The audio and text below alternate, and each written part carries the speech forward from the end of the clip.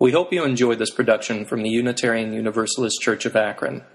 If you would like more information about Unitarian Universalism or our community, please visit us at uuakron.org. The following recording is from the June 21st, 2015 service titled, I'm Spiritual, Not Religious. Why the Recent Explosion in Science Fiction is Good for Unitarian Universalism, led by Wendy Bartlett with assistance from Toby Rosenthal. Fueled by a dystopian-like economy and the information explosion, science fiction is experiencing yet another boom in its long boom or bust trajectory. This time around, in addition to exploring social justice issues, ecological responsibility, and alternative social constructs, many recent science fiction novels give spirituality a much more central role. Is science fiction predictive with its nod to spirituality, or is it an artifact of the age in which these writers find themselves? Good morning. Our first reading this morning is titled, We Need a Religion, by Scott Alexander.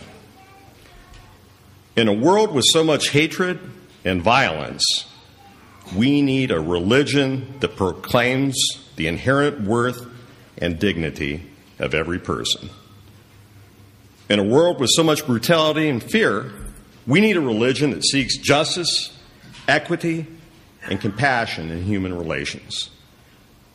In a world with so many persons abused and neglected, we need a religion that calls us to accept one another and encourage one another to spiritual growth. In a world with so much dogmatism and falsehood, we need a religion that challenges us to a free and responsible search for truth and meaning. In a world with so much tyranny and oppression, we need a religion that affirms the right of conscience and the use of the democratic process. In a world with so much inequality and strife, we need a religion that strives toward the goal of world community with peace, liberty, and justice for all. In a world with so much environmental degradation, we need a religion that advocates and respects for the interdependent web of all existence of which we are a part. In a world with so much uncertainty and despair, we need a religion that teaches our hearts to hope and our hands to serve.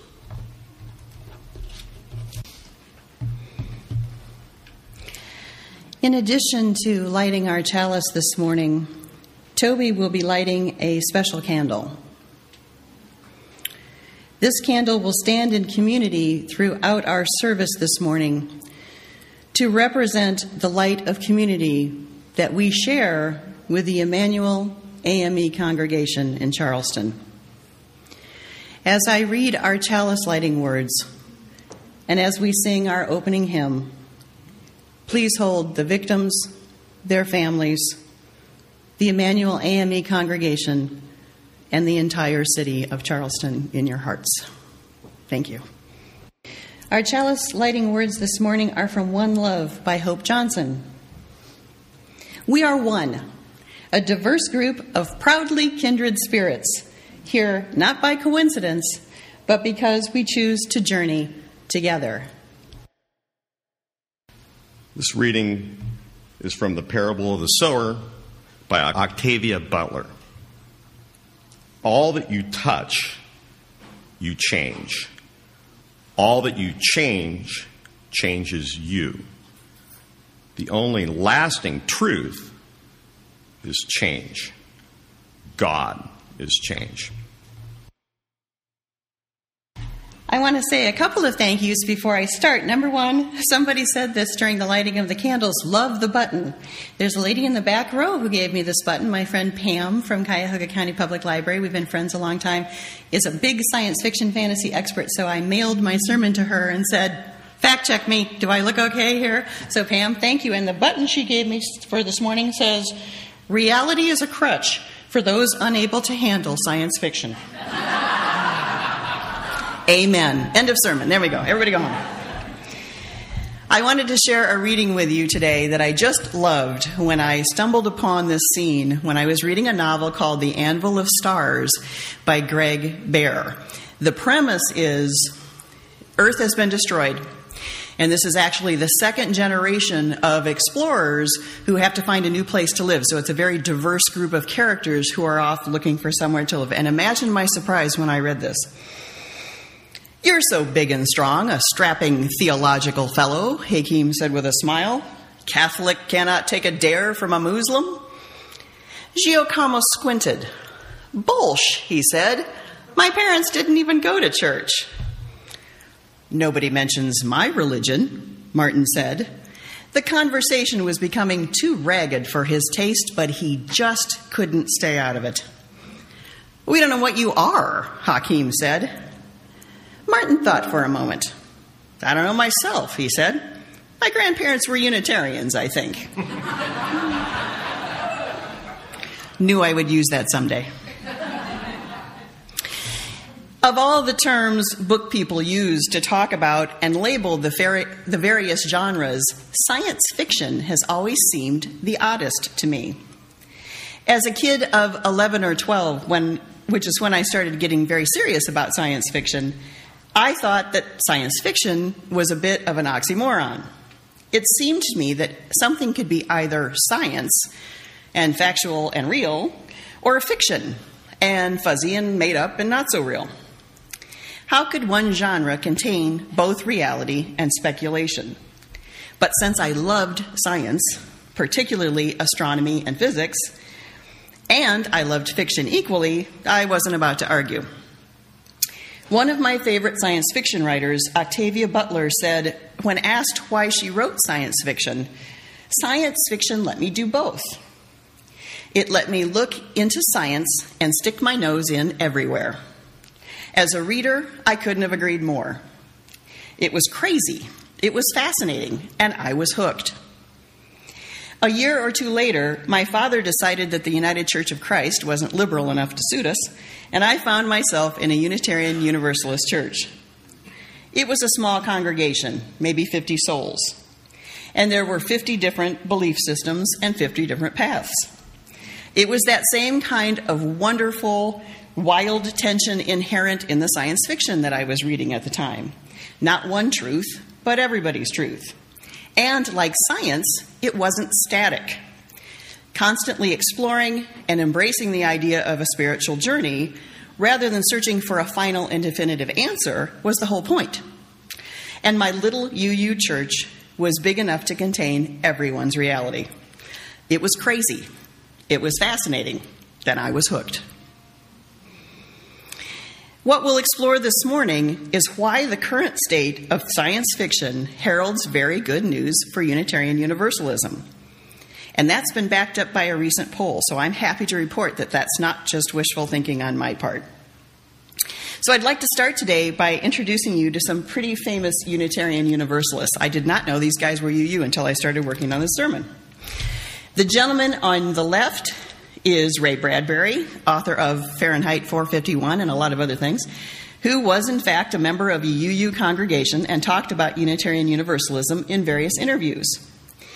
The gent in the middle probably needs no introduction to this crowd. That's Kurt Vonnegut, author of Cat's Cradle and Slaughterhouse-Five, who identified as UU, but I don't think, knowing Kurt Vonnegut, ever signed the book or ever joined up anywhere that we can find out. Yeah, he was not going to go there.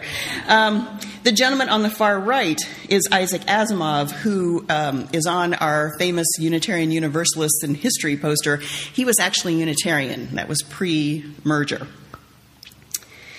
So take a good look at these guys and then compare it to our next slide.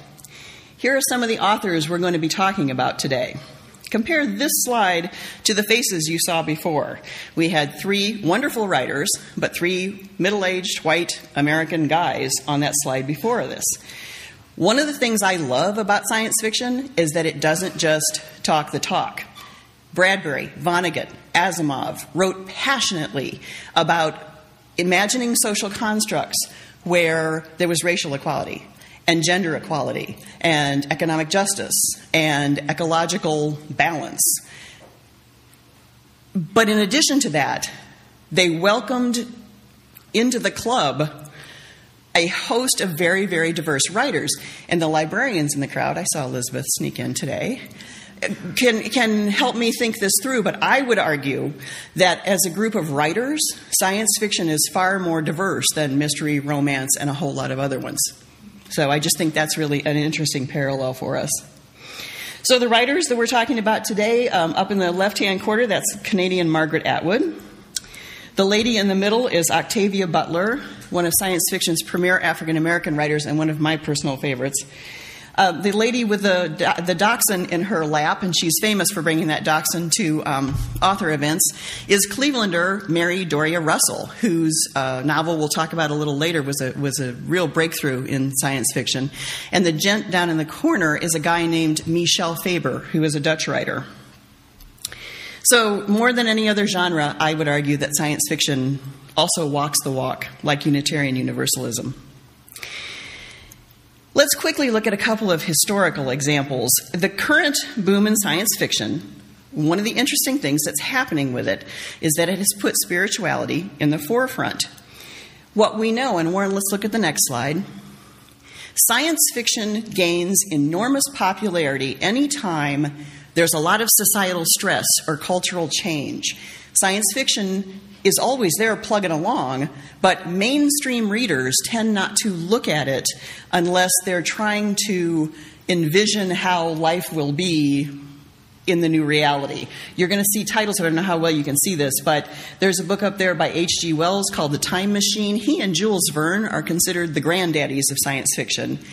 And they were writing in response to tremendous technological advances. And what that did culturally was to shrink distance. So all of a sudden, you could get from one end of England to the other in hours instead of days. And it changed the way people related to one another. There was a huge change culturally. So they began to imagine, okay, what if that was taken to the next level kind of thing? And people used science fiction as a way to sort of figure that all out. Also on this slide, arguably the most well-known science fiction novel ever is Dune by Frank Herbert.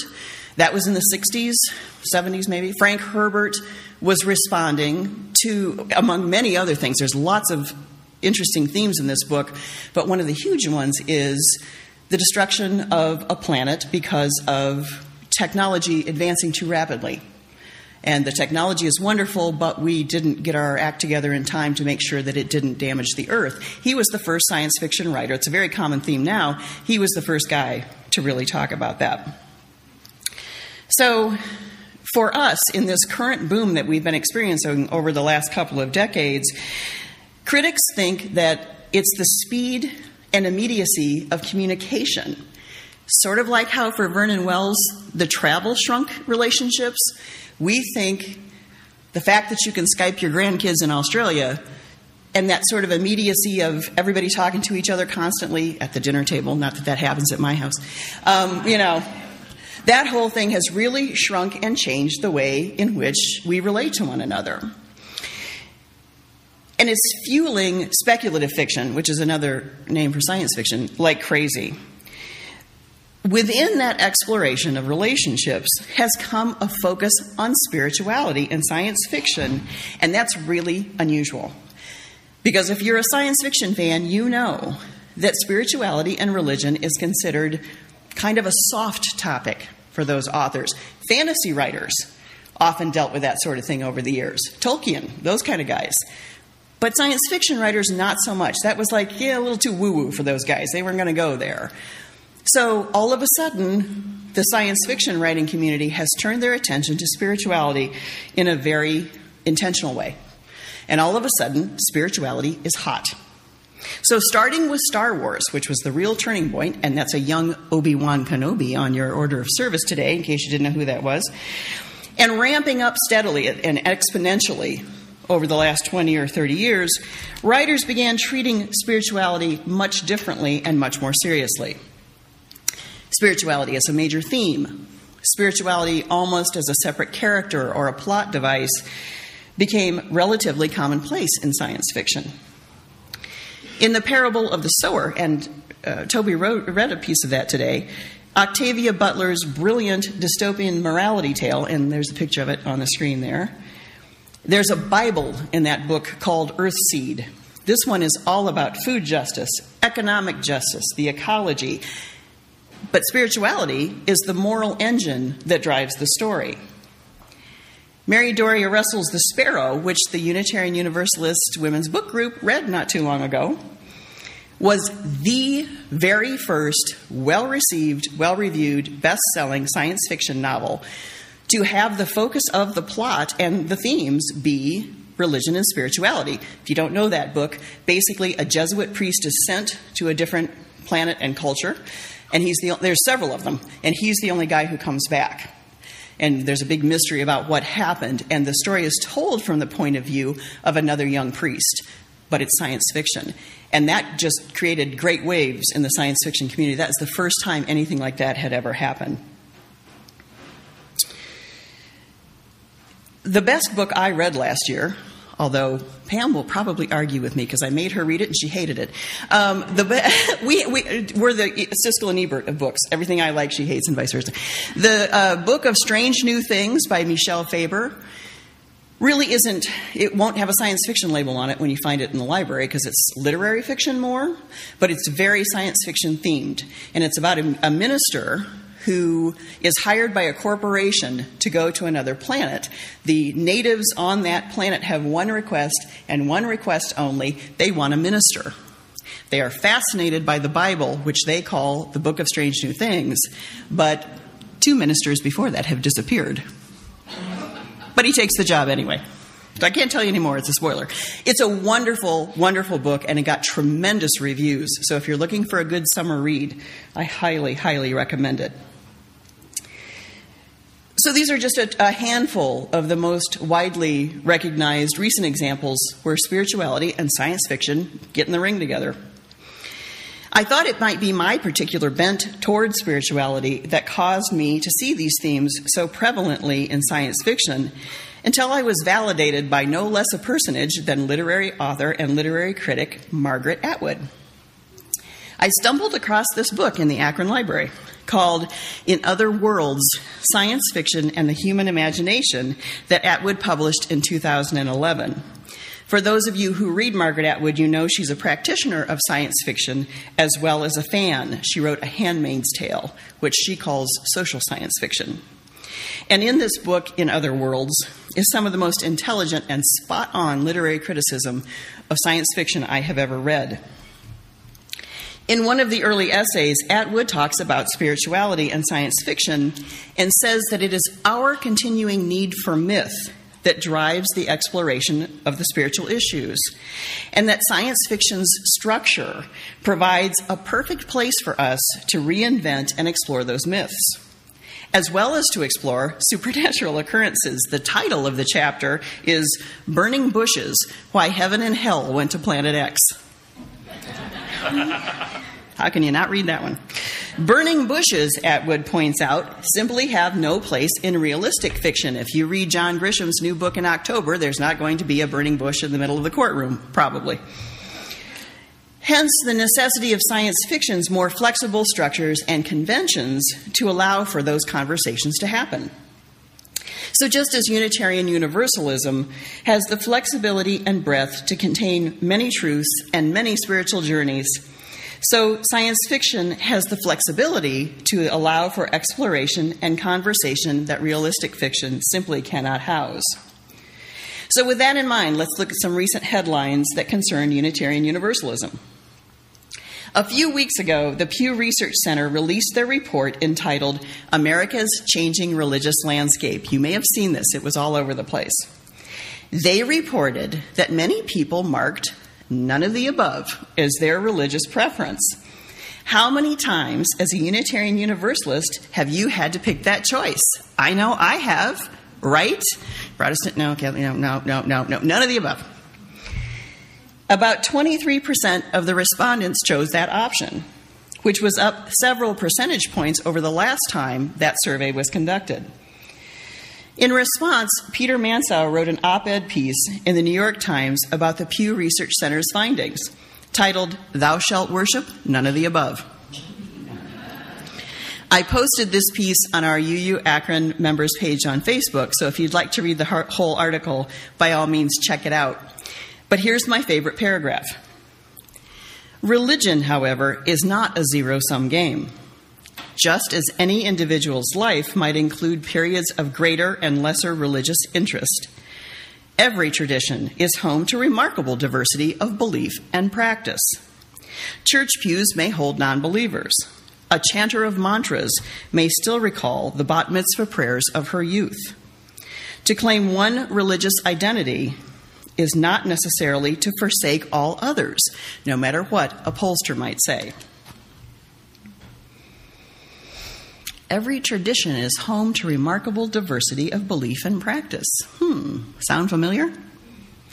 The Pew Research Center's findings had mainstream Christian churches scrambling to write frantic defenses, as they had lost as many percentage points as the none of the aboves had gained.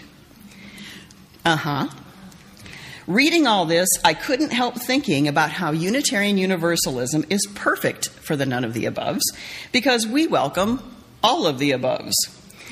Like science fiction in this latest wave, all of the above has come to include the welcoming and exploration of spirituality as central to the human experience, and not as something that threatens anyone else's beliefs, traditions, non-beliefs, what have you. Fascinating, as Mr. Spock would say.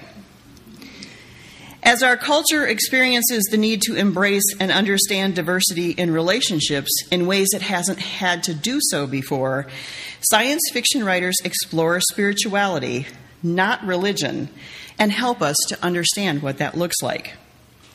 And as Unitarian Universalists, we are uniquely poised to continue to expand what we mean by diversity and inclusivity, by continuing to be intentional about including and welcoming those who find themselves at a spiritual place in their lives, whatever that means to them and however that looks. Spirituality is not the wave of the future, it's now. And science fiction and Unitarian Universalism are already there. So the next time someone says to you, as they often do to me when I'm chattering away about what I'm doing at church, well, I'm spiritual, not religious. It would be great if you would take a minute and say, really? I go to a Unitarian Universalist church, and there are a lot of people there who would say exactly the same thing. If you ever want to check us out, let me know. The future is here, folks. The future is us. Let's not keep that to ourselves. Thank you.